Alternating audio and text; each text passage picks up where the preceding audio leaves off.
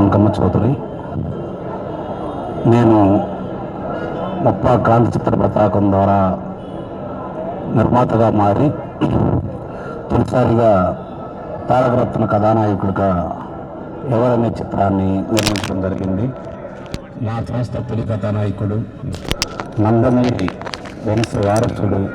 ఆ నందమూరి పేరే ఒక వైబ్రేషన్ తెలుగు ఉభయ రాష్ట్రాల్లో.